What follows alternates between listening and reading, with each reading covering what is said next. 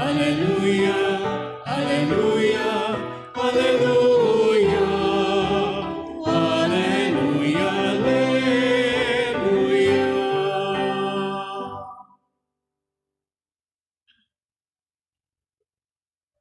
The Lord be with you. And with your spirit. A reading from the Holy Gospel according to Saint Mark. Glory to you, O Lord.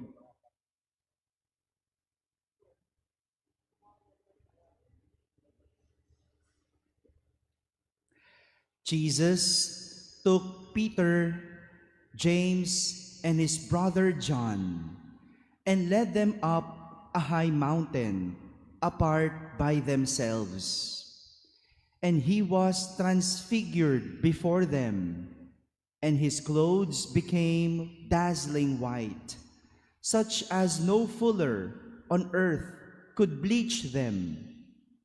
Then Elijah appeared to them along with Moses, and they were conversing with Jesus. Then Peter said to Jesus in reply, "Rabbi, it is good that we are here. Let us make 3 tents, one for you, one for Moses, and one for Elijah." He hardly knew what to say. They were so terrified. Then a cloud came, casting a shadow over them. From the cloud came a voice, "This is my beloved Son. Listen to him." Suddenly, looking around, they no longer saw anyone but Jesus alone with them. As they were coming down from the mountain, he charged them not to relate what they had seen to anyone, except when the Son of Man had risen from the dead. So they kept the matter to themselves, questioning what rising from the dead meant. My friends, the Gospel of the Lord. Praise to you, Lord Jesus Christ. Good morning, my dear brothers and sisters. Today we celebrate the feast of the Transfiguration of Jesus. Transfiguration, from the Latin word transfigurare, which means change in form or change in appearance. We heard in our gospel that Jesus invited Peter, James, and his brother John to a mountain, which is not unusual. Hindi naman yun bago, because every time that Jesus would pray, he would go to a mountain. So hindi bago na inimbitahan sila umakyat sa isang bundok. But may bagong nangyari. Suddenly, Jesus transfigured before them. He changed his appearance. His clothes became dazzling white, according to the gospel, such that no one on earth could bleach them. Walang ibang makapagpapaputi ng damit na iyon. Oh, ganun, no? Nagniningning sa kaputian itong si Jesus. And no wonder, Peter told Jesus, "Rabbi, it is good that we are here. Mabuti pang dumito na muna tayo." That is why he suggested to make a tent, one for Jesus, one for Moses, and one for Elijah. Sayang-saya si Pedro. Gandang-ganda siya sa kanyang nakita, kaya gusto na lang niyang manatili doon sa bundok. More so, mas lalo pa, when they heard or when they saw a cloud casting a shadow over them, and from the cloud came a voice. They heard saying, "This is my beloved Son, listen to Him. Yung nakita ni Pedro na nagbago si Jesus ng anyo, sayang-saya na siya. Mas lalo pa nung narinig niya ang boses na nagsasabing, ito ang aking minamahal na anak. Pakinggan ninyo siya. It's as if God is introducing Jesus to them as His Son. At kung marinig mo, yung kasakasama mo na si Jesus, anak ng Diyos, na-confirm na siya ang anak ng Diyos, how would you feel? But definitely, you will be elated.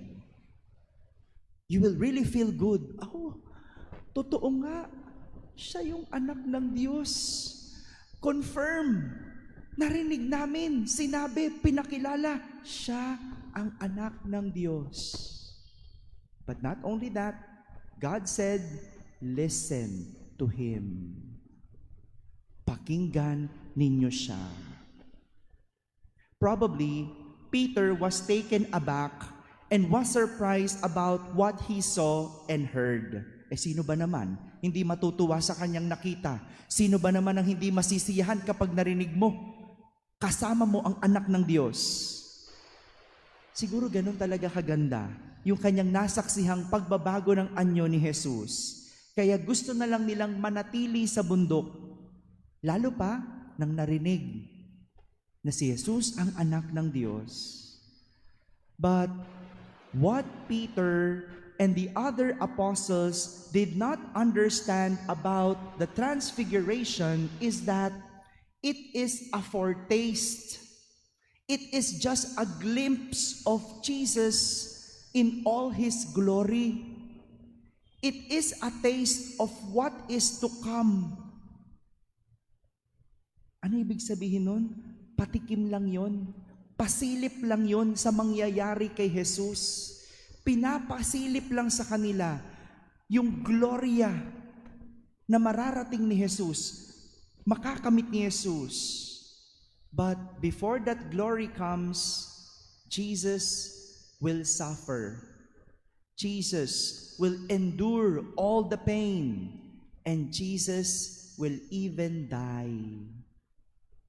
Pinasisilip lang sa kanila yung gloria. Para kapag naghihirap na si Jesus, maalala nila, hindi, may gloria. Kapag naghihirapan na si Jesus, maalala nila, hindi, Jesus will succeed. Kapag namatay na si Jesus, maalala nila, Jesus will rise again. Pinapakita na sa kanila ni Jesus kung ano ang magiging katapusan na mangyayari para hindi sila manghina, para hindi sila mawala ng pag-asa, kundi mas lalong tumibay ang pananampalataya at mas lalo silang manalig kay Jesus. Yun ang ibig sabihin ng transfiguration. Did you get that? Another example. Recently, our country had our first Olympic gold medal. Nabalitaan niyo po ba yon? Meron na tayong gold medal. Ilan? 2, not 1, but 2 gold medals, courtesy of our gymnast, Carlos Yulo.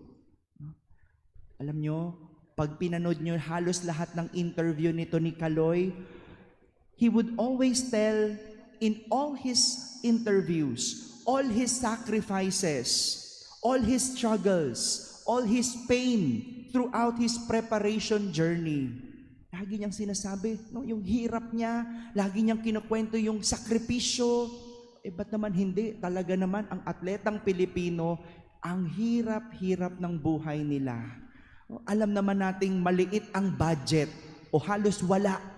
Kaya nga kailangan pa nila mag-train sa ibang bansa, humanap ng sponsor, ganon kahirap. Pero pagkatapos ng hirap ng yon, tignan mo siya ngayon. Gloria. 2 gold medals. Kung sa normal na sitwasyon, una muna ang hirap bago ang sarap. Una muna ang pagsisikap, bago ang gloria. Si Kaloy, naghirap muna, bago natamasa yung kanyang sarap ng pinaghirapan. But in the case of Jesus, it's different. He's giving us the glimpse of the glory. Pinakikita muna yung glory just before the pain, just before the struggle that He would endure, for the purpose of encouraging His disciples, encouraging us not to lose heart and not to lose hope. Di ba kapag nakita mo na yung katapusan, lalakas ang loob mo? Di ba kapag nakita mo na yung magiging ending, gagandang pakiramdam mo? Father, sana makita ko rin kung magkakatuluyan ba kami. Sana makita ko kung papasa ba ako sa board exam. Sana makita ko kung makakapasa ba ako sa trabaho. Di ba yan yung mga gloryang inaasam natin? Well, pinakikita na ni Jesus. Sinasabi na ni Jesus, don't lose hope. Don't lose heart. There is glory. Remember what the cloud said? This is my beloved Son. Listen to Him. If we will only listen to God, in all our struggle, in the end, we will find glory. My dear brothers and sisters, may the transfiguration of Jesus encourage us to keep the faith amidst the struggle and pains that we experience. We may not lose heart, but hope that one day we will see our future glory. Amen.